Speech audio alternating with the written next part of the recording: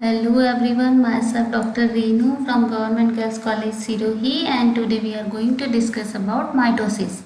बच्चों इससे पहले की क्लास में हमने सेल डिवीजन यानी कोशिका विभाजन का जनरल इंट्रोडक्शन के बारे में अध्ययन किया था। उसकी क्या इंपॉर्टेंस है, किस तरीके से कोशिकाएं विभाजित होती हैं और कैसे ग्रोथ होती हैं, प्रोकैरियोट्स में किस तरीके का होता है, यूकैरियोट्स में किस तरीके का सेल डिवीजन पाया जाता है।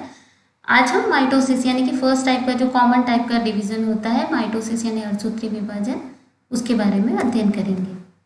इन cell biology mitosis is a part of cell cycle when replicated chromosomes are separated into two new nuclei. यानी कि जब कभी हम सेल बायोलॉजी की बात करते हैं तो उसमें माइटोसिस क्या होता है, एक तरीके का सेल साइकिल होता है, कोशिका चक्र होता है, जिसमें जो क्रोमोसोम्स होते हैं, रेप्लिकेटेड क्रोमोसोम्स होते हैं, वो दो डॉट जो न्यूक्लियाई होते हैं, नए जो न्यूक्लियाई केंद्रक बनते हैं उसमें सेपरेट हो जाते हैं। The cell division gives rise to genetically identical cells in which the number of chromosomes is maintain. यानी कि इस तरीके का जो डिवीजन होता है उसमें दो जेनेटिकली आइडेंटिकल यानी आनुवंशिक रूप से समान कोशिकाएं बनती हैं, जिसमें नंबर ऑफ क्रोमोसोम्स जो होते हैं वो समान होते हैं। In general mitosis division of the nucleus is processed by the S stage in interphase. अगर हम जनरली माइटोसिस की बात करें तो ये जो हमारा जो इंटरफेज अवस्था पाया जाता है उसकी एस स्टेज में मिलता है, during which the DNA is replicated. यानी एस फेज जो होती है वो सिंथेसिस फेज होती है हमारी, जिसमें डीएनए का जो होता है रेप्लिकेशन होता है,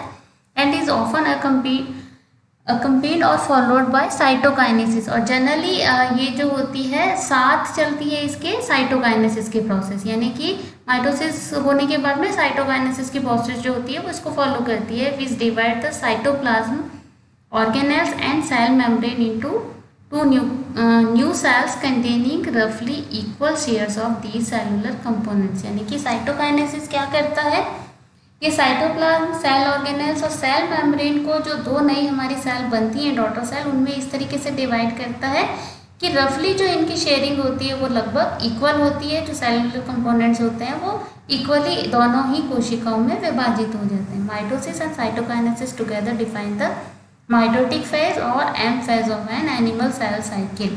यानी कि अगर हम एक एनिमल के सेल साइकिल की बात करें तो ये माइटोसिस और साइटोकाइनेसिस दोनों ही मिलकर के जो फेज प्रेजेंट करती है उसे हम एम फेज कहते हैं। The division of the mother cell into daughter cell genetically identical to each other. यानी कि जो नई सेल्स बनती हैं वो जेनेटिकली आइडेंटिकल होती हैं। The process of mitosis is divided into stages corresponding to the completion of one set of activities and the start of next। यानी कि जो माइटोसिस की विभाजन की अवस्थाएं होती है वो बहुत सारी अवस्थाओं में विभाजित होती है, एक दूसरे पर डिपेंड करती है। एक कंप्लीट होती है तो उसके बाद में नई जो अगली अवस्था होती है वो शुरू होती है। These stages are prophase, pre metaphase, metaphase, anaphase and telophase. ये जो अवस्थाएं होती हैं उन्हें हम 5 भागों में विभाजित करते हैं। Mitosis occurs only in eukaryotic cells. ये हम पहले भी बता चुके हैं कि माइटोसिस की जो प्रोसेस होती है बच्चों वो सिर्फ यूकैरियोट्स में होती है। Prokaryotic cell which lacks the nucleus divide by different process called as binary fission. Mitosis varies between organism, यानी कि अलग अलग ऑर्गेनिज्म में ये वेरी करता है। For example animal cells undergo an open mitosis. यानी कि अगर हम एनिमल सेल्स की बात करें तो उसमें जो माइटोसिस होता है वो ओपन टाइप का होता है, where the nuclear envelope break down before the chromosome separate. तो ओपन कैसे हुआ कि इसमें जो न्यूक्लियस के चारों तरफ जो न्यूक्लियर एनवलप मिलता है वो टूट जाता है क्रोमोसोम के सेपरेट होने से पहले। वेयरएज इन फंगाई अंडरगो क्लोज माइटोसिस। और अगर हम फंगाई यानी कवकों की बात करें तो वहाँ क्लोज माइटोसिस मिलता है, where chromosome divide within a intact cell nucleus. यानी कि इसमें जो क्रोमोसोम्स होता है उनका डिवीजन होता है, वो न्यूक्लियर एनवलप जो होता है वो डिसइंटीग्रेट नहीं होता है, वो सेल के अंदर ही, सेल न्यूक्लियस के अंदर ही क्रोमोसोम का सेपरेशन हो जाता है।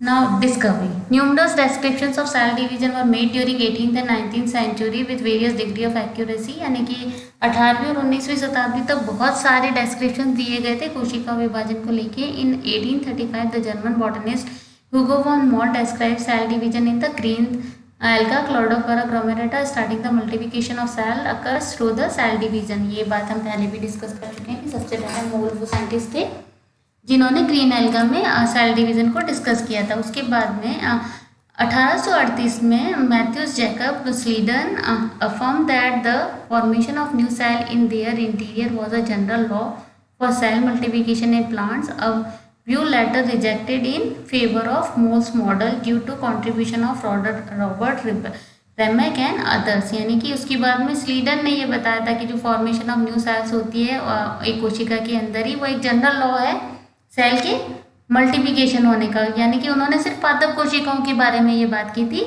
और ये जो व्यू था उसके वो थोड़े दिन बाद में रिजेक्ट कर दिया गया था। In animal cell division with mitosis was discovered in frog, rabbit and cat cornea cells in 1873 and describe for the first time by the Polish histologist Waclaw Mayzel in 1875. The term mitosis coined by Walter Fleming in 1882 is derived from a Greek word mitos means wrapped thread।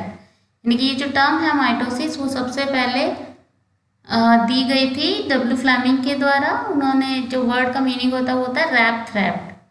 There are some alternative names for the process. इस process के लिए कुछ दूसरे alternative नाम भी दिए गए हैं, जैसे कि न्यूक्लियर डिवीजन जिसे हम कैरियोकाइनेसिस कहते हैं, a term introduced by Schleicher in 1878 and equational division proposed by August Weismann in 1887।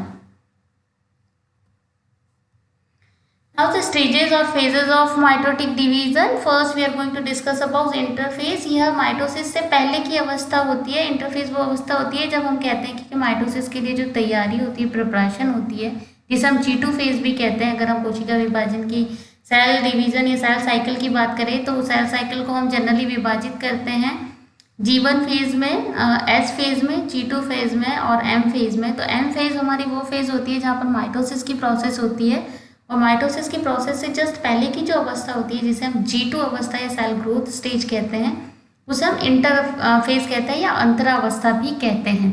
The DNA in the cell is copied in preparation for cell division. यानी कि इस अवस्था में क्या होता है कि DNA जो होता है वो कॉपीड किया कर लिया जाता है, उसकी कॉपी बना ली जाती है सेल डिवीजन की प्रिपरेशन के लिए। This result in 2 identical full set of chromosome. यानी कि हमारे पास में क्या होता है इंटरफेज में 2 सेट ऑफ क्रोमोसोम्स होते हैं। क्रोमोसोम्स के सेट मतलब रेडी हो जाते हैं। Outside of the nucleus are 2 centromeres each containing a pair of centriole. यानी कि जो न्यूक्लियस होता है उसके बाहर की तरफ हमें 2 सेंट्रोमियर्स दिखाई देते हैं और हर सेंट्रोमियर में ये पेयर ऑफ सेंट्रियोल्स पाया जाता है। During interphase microtubules extend from these centromeres. और ये सेंट्रोमियर्स ही वो साइट होती है जो माइक्रोट्यूब्यूल्स जो पाई जाती है, सूक्ष्म तंतु जिसे आप कहते हैं, उनके एक्सटेंशन में हेल्पफुल होती है। Now first stage of mitosis which is prophase. The chromosome condense into x shaped structure that can be easily seen under a microscope. यानी कि इस अवस्था में क्रोमोसोम्स होते हैं वो कंडेंस्ड हो जाते हैं। Each chromosome is composed of 2 sister chromatids containing identical genetic information. ये हम पहले भी बता चुके हैं कि हर जो क्रोमोसोम होता है उसमें 2 सिस्टर क्रोमेटिड्स होते हैं जिसमें जो जेनेटिक इन्फॉर्मेशन होती है, आनुवंशिक सूचनाएं होती है, वो समान होती हैं। The chromosome pair up so that both copies of chromosome 1 are together and the copies of chromosome 2 are together. यानी कि वो इस तरीके से पेयरिंग करते हैं कि जो फर्स्ट क्रोमोसोम होता है उसकी कॉपी और जो दूसरा क्रोमोसोम होता है उसकी कॉपी एक दूसरे के साथ पेयरिंग कर लें, यानी कि एक दूसरे के साथ में आ जाए। At the end of the prophase the membrane around the nucleus in the cell dissolve. यानी कि जब प्रोफेज की अवस्था समाप्त हो रही होती है तो उसके चारों तरफ की जो न्यूक्लियर मेम्ब्रेन होती है वो डिसॉल्व हो जाती है। The mitotic spindle consisting of the microtubules and other protein extend across the cell between the centriole as they move to opposite pole of the cell. और जो माइटोटिक स्पिंडल्स पाए जाते हैं, जो माइक्रोट्यूब्यूल्स होते हैं और दूसरे प्रोटीन होते हैं, उनमें कंडेंशन शुरू हो जाता है, वो अपोजिट पोल की तरफ खींचने लग जाते हैं, एक दूसरे से दूर जाने लग जाते हैं।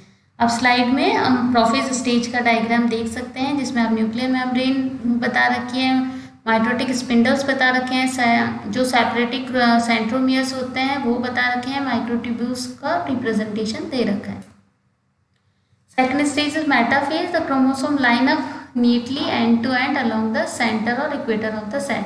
इसीलिए हम इसको मेटाफेज स्टेज कहते हैं क्योंकि इसमें क्रोमोसोम होते हैं वो सेल का जो सेंटर होता है उसमें एक मेटाफिजिक प्लेट की तरह अरेंज हो जाते हैं। एंड टू एंड अरेंजमेंट होता है, ये अरेंजमेंट जो होता है वो हमें बहुत ही नीटली एकदम साफ सुथरे तरीके से दिखाई देता है। The centrioles are now at opposite pole of the cell with the mitotic spindle fibers extending from them।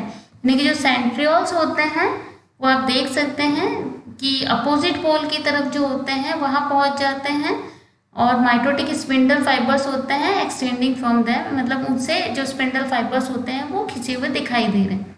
तो mitotic spindle fibres attach to each of the sister chromatids, यानी कि जो स्पिंडल फाइबर्स होते हैं वो सिस्टर क्रोमेटिड्स के साथ में जुड़े हुए होते हैं अपोजिट पोल्स की तरफ।